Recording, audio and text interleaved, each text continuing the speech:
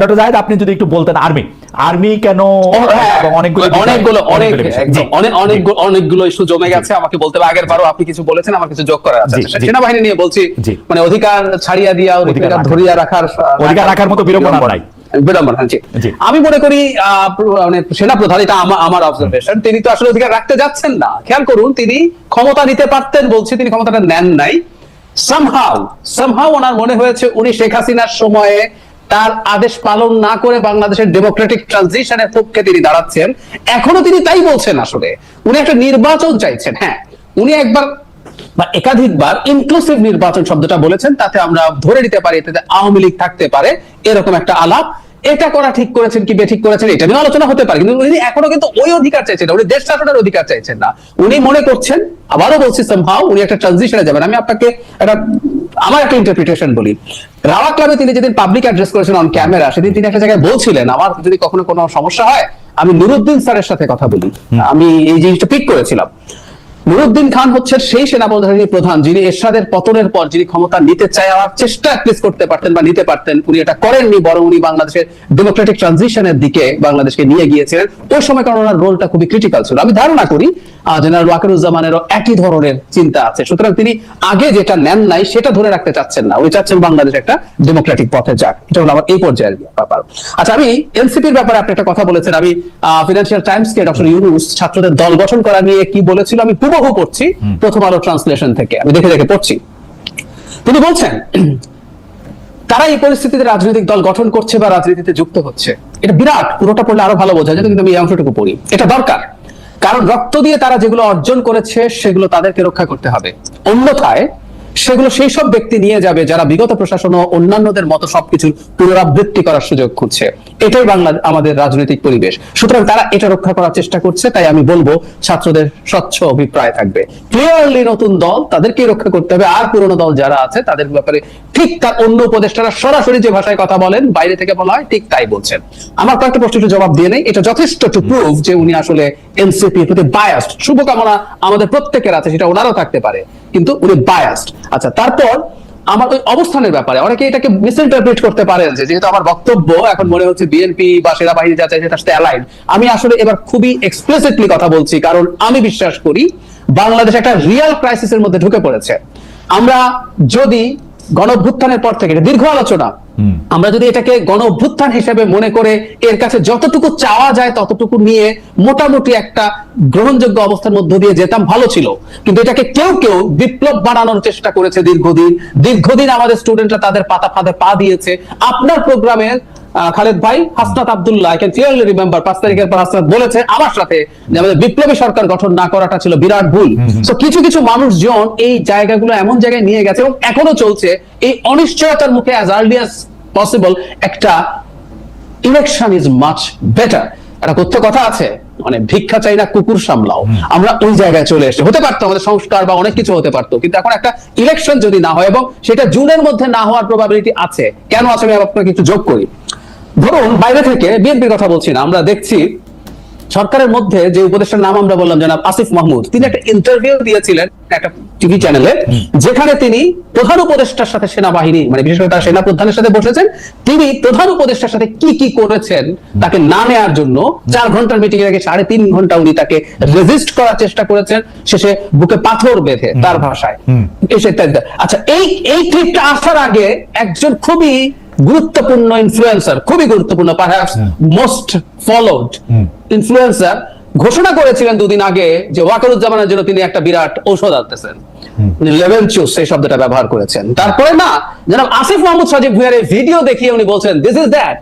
তার মানে একজন উপদেষ্টা সরকারে বসে এই কাজ করছেন তার সাথে কানেক্ট হয়ে। আচ্ছা, সেই ভদ্রলোক কিন্তু 5 বছরের সরকার চাইছে, সেই যার সাথে কোলাবোরেট করে আসিফ মাহমুদ এটা করছেন। আরেকটু যোগ করি, তিনি যে সেই প্রবাসী ইনফ্লুয়েন্সার যিনি নিজেকে অর্জুন বলে জনাব খলিলুর রহমানকে কৃষ্ণ বলেন, সেই কৃষ্ণ সরকারে, এবং সেই কৃষ্ণকে আমি এখন ডিফ্যাক্টো ডেপুটি চিফ অ্যাডভাইজার বলে মনে করি। একই অঙ্গে এত রূপার কারণ নাই। তিনি হাই রিপ্রেজেন্টেটিভ রোহিঙ্গার, তখনই উনি মন্ত্রী, তারপর উনি তার জন্য ইতিহাসে প্রথমবারের মতো ন্যাশনাল সিকিউরিটি অ্যাডভাইজার করা হলো এবং তাকে ডিফেন্স মিনিস্ট্রির দায়িত্ব দেওয়া হয়েছে। এবং আল জাজিরার রিপোর্টেও এসছে তিনি এসে পরবর্তীতে সেনাপ্রধানকে সরানোর চেষ্টা করছেন। আমি যদি এই অঙ্ক করি, সেনাপ্রধানকে সেই ইনফ্লুয়েন্সাররা প্রথম দিন থেকে টার্গেট করছেন নানান রকম ইস্যু দিয়ে, কিন্তু আমি যদি বলি টার্গেটের মূল কারণ হচ্ছে উনি ইলেকশনটা চাইছেন, ওনাকে রেখে ইলেকশনটা অনেক পেছনে। একটা ছোট্ট প্রশ্ন করি। জি জি। বিশ্ববিখ্যাত বিশ্বের সবচেয়ে বড় ইনফ্লুয়েন্সার যার কথা আপনি বললেন, plus doctor Mohammad Yunus, plus Asif Mohammad Sajib Bhuiyan সরাসরি বলছেন যে কি বলে এটা নাম কি, বা সেনাপ্রধানের ব্যাপার, সেনাপ্রধান বলেছেন বুকে পাথর বেঁধে ডক্টর ইউনূসকে তিনি মেনে নিলেন, প্লাস ডিফেন্স মিনিস্টার যিনি আরো অনেক ক্ষমতাবান, কৃষ্ণ অর্জুন নাগার্জুন, অনেক কিছু আমরা বলতে পারি, তারা সবাই মিলেও যে সেনাপ্রধানকে সরাতে পারলেন না, এক চুল তার কোনো কিছু করতে পারলেন না, সেনাপ্রধান এখানে টিকলেন কি করে? তাইলে কি তারা যেটা বলতেছেন এটা সত্য? সেনাপ্রধানও কি বিএনপির সাথে, ইন্ডিয়ার সাথে মিলে একটা আলাদা প্যাক্ট করতেছেন? আপনি বলতেছেন ডিফেক্টো যাকে ডেপুটি প্রাইম মিনিস্টার, সেই ডেপুটি প্রাইম মিনিস্টারের কি অনেক বেশি ক্ষমতা আমরা দেখতে পাইতেছি? তাকে তো আমার একটা জোক মনে হইতেছে। জোক মনে হইতেছে কেন? সেই করিডোরের জায়গায় একটা ত্রাণের জায়গায় একটা করিডোর, যেটা উনি করতেছেন এইটাই বলতে পারতেছেন না। মানে দেখেন, ক্ষমতা তো আসলে খালি পাওয়ার প্র্যাকটিস করে না, আপনাকে তো বুঝতেই হইব যে আমি ক্ষমতাবানও বটে। মানে মানে মঞ্জু ভাইয়ের মতো নিরিবিলি ক্ষমতা, নীরব কবিত্ব তো কবিত্ব না। তো ওইটার ক্ষেত্রে তো আমি নীরব ক্ষমতা দেখতে পাচ্ছি। নীরব ক্ষমতা তো ক্ষমতা না আসলে। না না, আমি খালেদ ভাই, আমি মনে করি ঘটনা যেটা হয়েছে, ওনারা for the time being fail করেছেন, এটা তো ফ্যাক্ট। যেমন ধরুন আমি আমাকে প্রশ্ন করার চেষ্টা করেছি, আমি এখানে এই প্রশ্নটা একটু ছেড়ে দিতে চাই। সেটা হচ্ছে আমি বলেছিলাম যে এই মুহূর্তে যদি সরকারের বাইরে বাকি দুটো পাওয়ার সেন্টার বিএনপি এবং সেনাবাহিনী, সরকার কিন্তু একসাথে দুটোর সাথে ফাইট করতে নেমেছে। এটাও আমার কাছে কিন্তু খুব স্মার্ট মনে হয় না। এবং ওই ফাইট চলতে চলতে ওই যে সরকারি কর্মচারী যে আইন, সেটা তারা কার্যকর করে দিলেন। টেকনিক্যালি মনে হয় ঠিক আছে, এটা যদি করিও এই কিওসের মধ্যে না করি, এই দেখেন তারপর কিন্তু তাদেরকে এখান থেকে সরেই আসতে হলো। তো সরকারের খোয়াব আছে, আমি শব্দটা এটাই বলতে চাই একটু ডেরিভেটিভ ঢঙে, কিন্তু খোয়াবটা কিভাবে করা উচিত, কিভাবে করব, তার শক্তি কতটুকু, আমার ধারণা সরকার তার নিজের শক্তির অ্যাসেসমেন্টে ভুল করছে।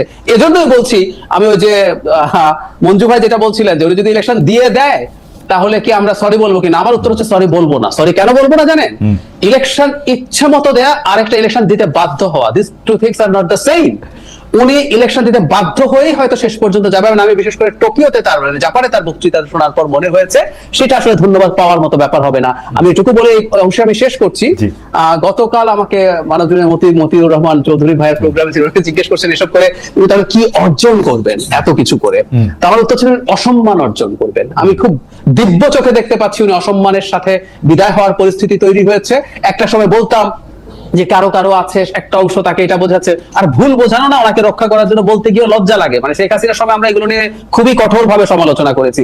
যে মানুষকে ভুল বোঝানো যায় সেই মানুষ এই টার্মোয়েলের টাইমে ক্ষমতায় থাকা itself is a problem. So আমার এখন ইন্টারপ্রিটেশন আমি এভাবে করতে চাই যে তিনি নিজেই যথেষ্ট অ্যাক্টিভলি এর মধ্যে আছেন এবং এটাই আমাদের সংকটের কারণ। এন্ড বটম লাইন, যদি এই সম্ভাবনা খুব কমও থেকে থাকে, আমাদের সময়টা এত বেশি ক্রুশাল, আমাদের ডেমোক্রেটিক ট্রান্সফরমেশন এত বেশি জরুরি, আমাদের স্টেটের সিকিউরিটি আর সভারেন্টি এত বেশি অ্যাট স্টেক, কম সমস্যা থাকলেও আমাদেরকে যথেষ্ট বেশি শোরগোল করা দরকার, তাতে অন্তত ক্ষতি হবে না। আমি একটু প্রশ্নটা করে রাখি, আজকে আমাদের আবির ভাই একটু আমি অনুরোধ করতেছি যে আমরা একটু এক্সটেন্ড করতে চাই টাইমটা। আমি একটু প্রশ্নটা করে রাখি, যেমন ধরা যাক ডক্টর জাহিদুর রহমান যা বলতেছেন তার সবই হয়তো সত্য হইল, সব সত্য হইলেও বিএনপি যে আন্দোলনটা বা যে চাপটা এখন সৃষ্টি করতে চাচ্ছে, যদি ইলেকশন না দিয়ে তারা পিছলে চলে যেতে চায়, তারা অসম্মানটা অর্জন করে তারা থেকেও যেতে চায়, সেটা করতে পারবে না এমন না।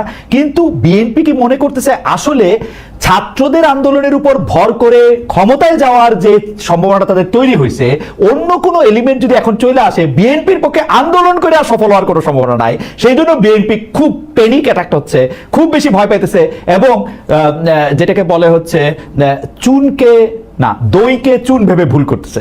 যাই আপনার কাছে আমরা আসতেছি, আমি একটু মজুবের কাছে যাই। তার আগে আমার একটা প্রিয় একটা আয় হায়, এটা হারাই গেল অনেকগুলি ইয়ার মধ্যে একটা মন্তব্যের উপর একটু আঙ্গুল দিয়ে রাখছিলাম।